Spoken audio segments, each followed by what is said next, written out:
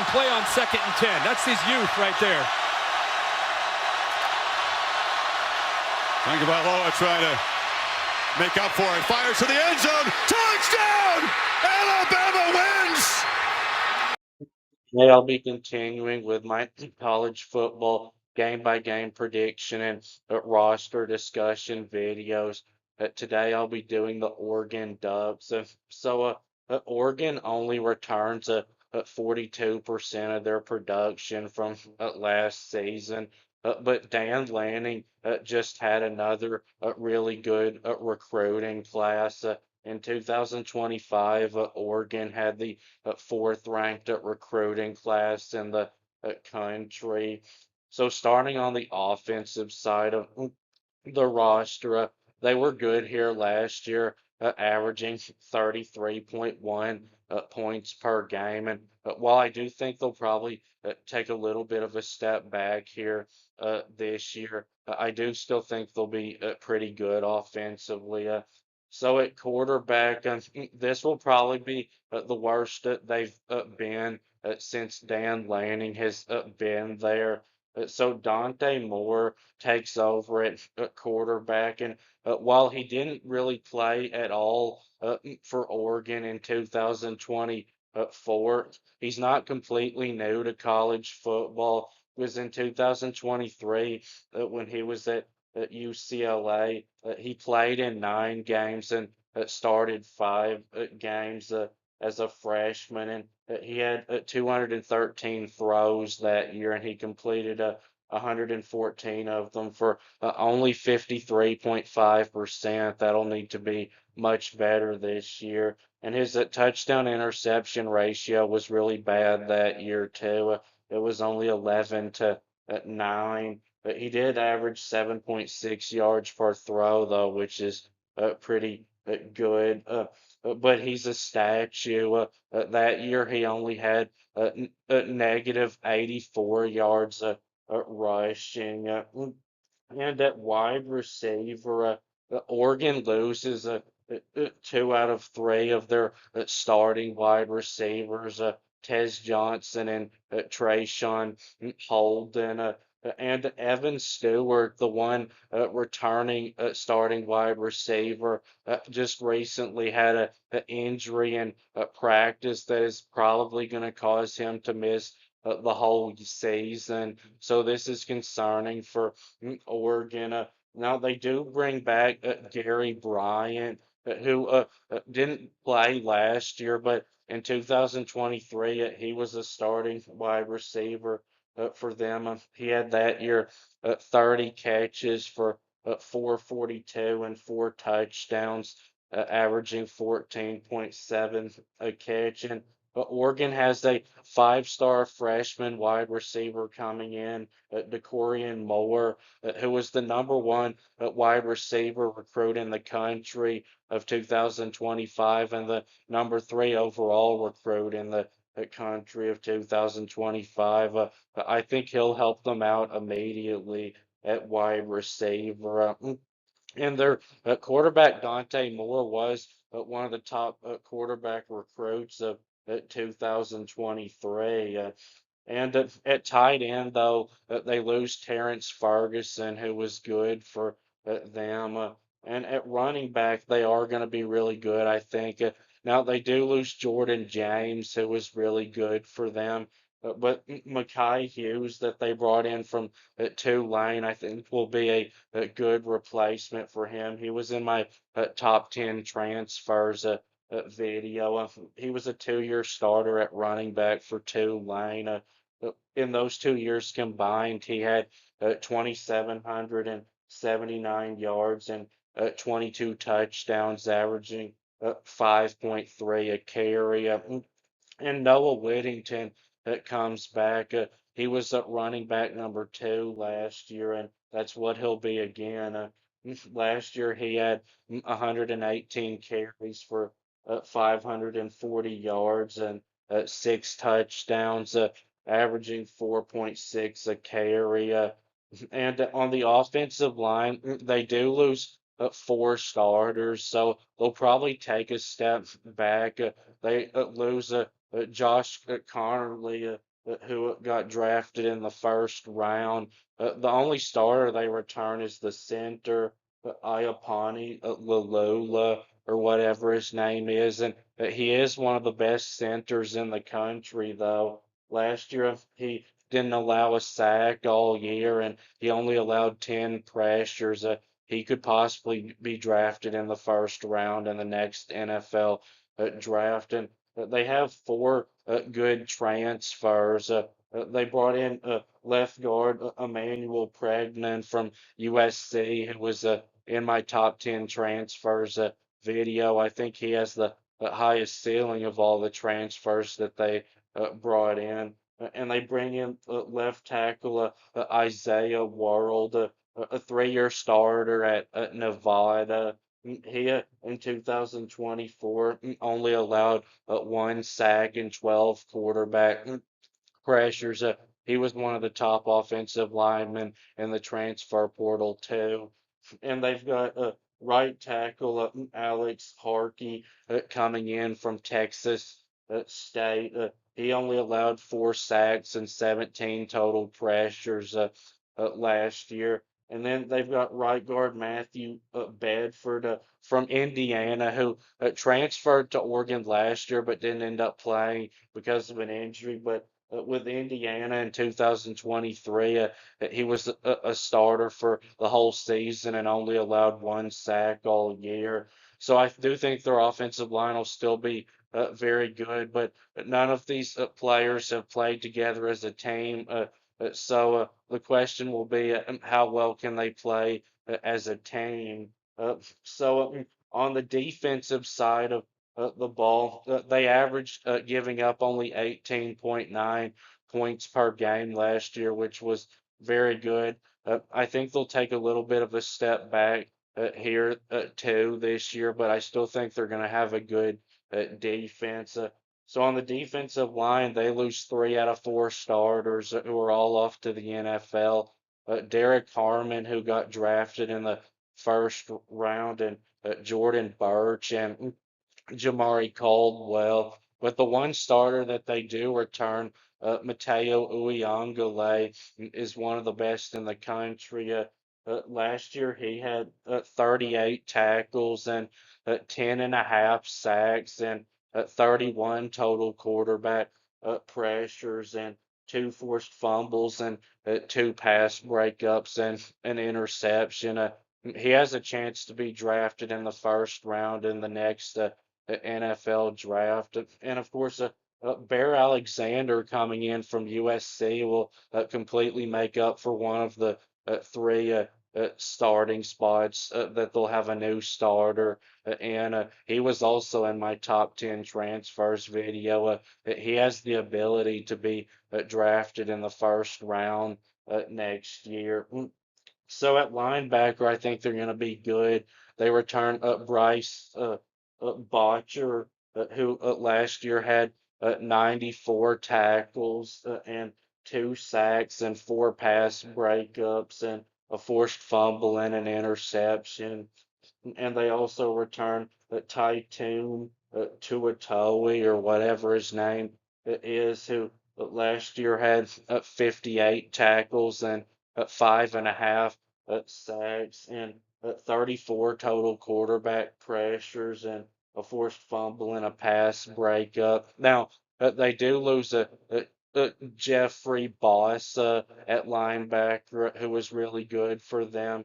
But the new starter at linebacker for them will be Devon Jackson, a 4-star recruit who was a rotational player for them last year. And he had 47 tackles and 2 pass breakups and 1.5 sacks and a forced fumble.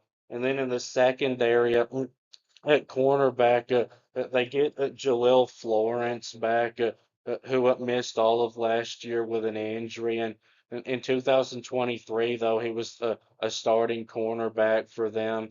And that year, he had 27 tackles and an interception and a pass breakup and a sack in the 11 games that he played in. He was a four-star recruit, and they bring in from Northwestern a really good corner, Theron Johnson.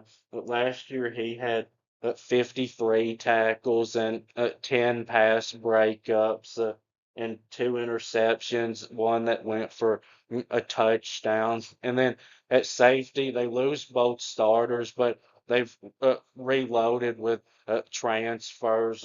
They bring in Dylan Thieneman from Purdue, another player that was in my top 10 transfers video. I think he's one of the best at safeties in the country.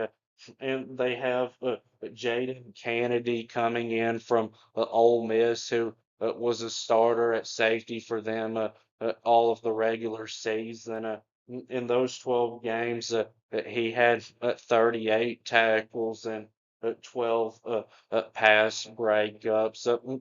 So now for the game by game predictions, starting with Montana State.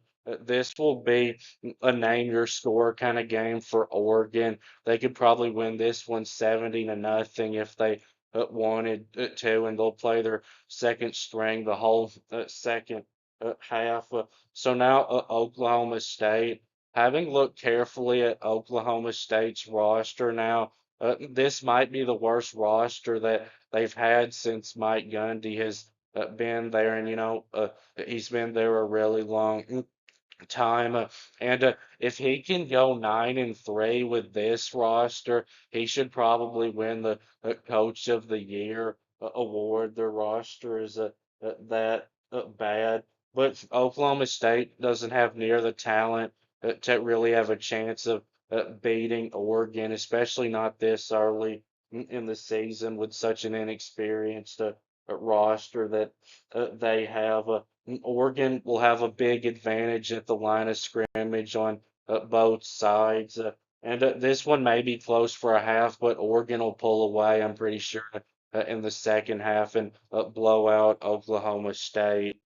So now on the road at Northwestern, a similar game here, but I do think Northwestern is a little better than Oklahoma State is with the roster, and I think they can probably improve from their 4-8 year last year. But the line of scrimmage alone is going to be such a mismatch in favor of Oregon that even if Dante Moore is struggling early in the year. Northwestern really has no chance of winning this game. I think it could possibly be close for a half, but Oregon will pull away in the second half and blow out Northwestern. So now Oregon State. So I do like the quarterback that they brought in from Duke, Malik Murphy, and having looked at their roster, they've got a good running back and a good player at wide receiver, but Oregon's going to have a big advantage over them at the line of scrimmage on both sides, and Oregon's defense is a lot better than Oregon State says. Oregon State, I think, is going to have a pretty bad defense. I don't think Oregon State can stop Oregon's run game. I think Oregon will blow them out.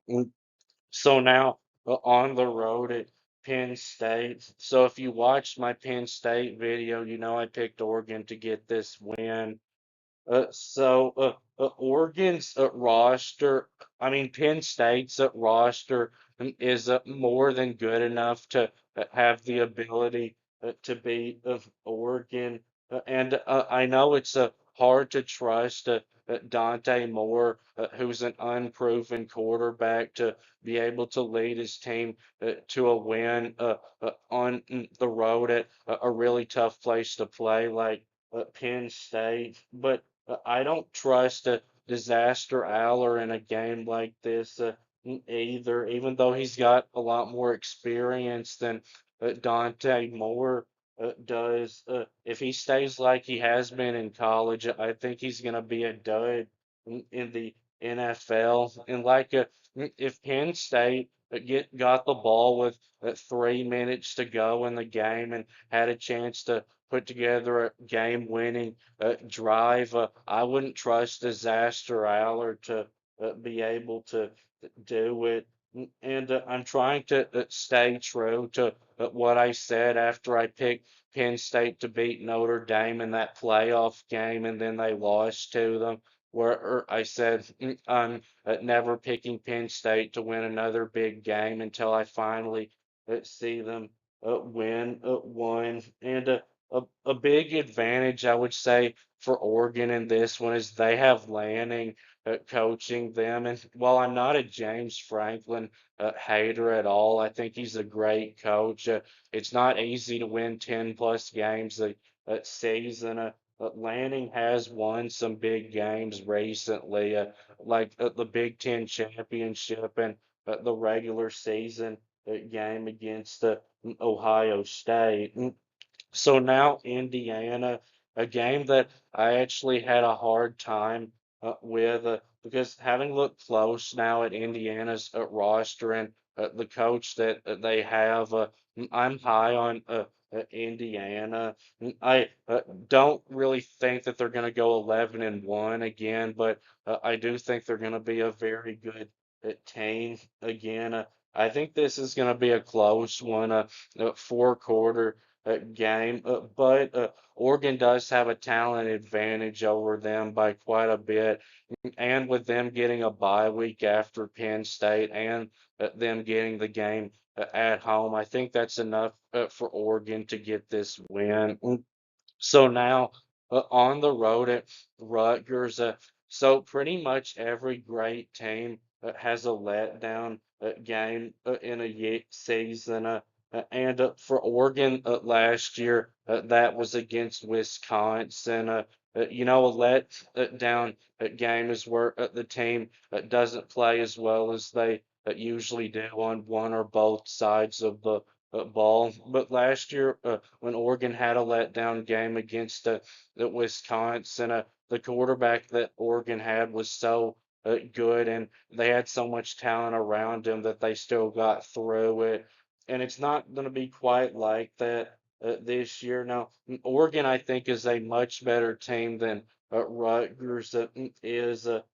But Rutgers does return five offensive linemen with starting experience, and they brought in two really good defensive linemen that are great pass rushers. So I think they might be able to handle Oregon up front. And this is a road game, after two big wins that I have Oregon getting against Penn State and Indiana. So maybe they're kind of ignoring Rutgers. I'm actually going to go with Rutgers to pull this upset. Rutgers coach Greg Schiano does get the most he can out of the roster that he has. I think this will be kind of a fluke loss for Oregon, though. And if Oregon's playing their best football, they're just too talented, of course, for a team like Rutgers to be able to beat them. So now Wisconsin, I think that was a fluke game last year. I think Oregon will play better this time against Wisconsin. I think they'll be motivated coming off an upset loss. I think Oregon has a line of scrimmage advantage over Wisconsin on both sides. I don't think Wisconsin can slow down Oregon's run game, and I don't think Wisconsin's offense is going to be able to do much in this game. And I think Oregon will win this one by at least two touchdowns. So now on the road at Iowa, Iowa's defensive line may be good enough to handle Oregon, but their linebackers have been a big help to them in stopping the run the last couple of years, and they lose both really good linebackers. So I don't think their run defense is going to be quite as good as it's been the last couple of years. So I do think Oregon will be able to run some on them. And I think that Dante Moore will be playing pretty well at quarterback at at this point in the season. And Iowa's offense, I just don't think will be able to do much in this game. And I think Oregon may struggle for a half, but I think they'll pull away in the second half and win this one fairly easily. So now, Minnesota. Minnesota, I think, is going to struggle to throw the football this year. They have an inexperienced quarterback and not much proven talent at wide receiver. Now, Minnesota has a really good running back room, but their offensive line, I don't think, can hold up for 4 quarters with Oregon. And Minnesota's defensive line, I think, is going to be pretty good. But I think they'll be able to slow down Oregon's run game for a while, but I don't think they can hold up with Oregon's offensive line for 4 quarters. And I think this one will be competitive and close for most of the game, but I don't think Minnesota's offense can score much in this game, and Oregon will wear them down at the line of scrimmage and pull away and win by about 2 touchdowns. So now, USC. I'm not very high on USC's offensive line this year, and an interesting thing about this one is Bear Alexander, who's now with Oregon, came from USC. And I think that him and Uyunglele are going to be a big problem for the USC offensive line. I think they're going to get after Mayava in this game. And USC's front seven, I don't think, can slow down Oregon's run game. Now, USC, I think, will make some big plays passing in this game, but Oregon has a coaching advantage and a home field advantage. I think that Oregon will win this game by about 10 points. So now on the road at Washington. So like Oregon, they have a talented quarterback that hasn't played a ton of college football yet. And their running back Jonah Coleman and their wide receiver Denzel Boston are two of the Big Ten's best players at their positions. But Oregon, I think, has a big advantage up front over Washington. Washington's offensive line, I think, will struggle in this game. And besides the line, I think that the rest of Washington's defense could be pretty good, but I think their defensive line is going to struggle to stop Oregon's run game. And I think Oregon will win this one by about 2 touchdowns. So my prediction for Oregon is 11-1 overall and 8-1 in the conference. This should get them back to the Big Ten championship. And Oregon, even though I know it would make more sense to pick their loss to be against the Penn State, I just couldn't pick them to go 12-0 again because I think they lose a little too much.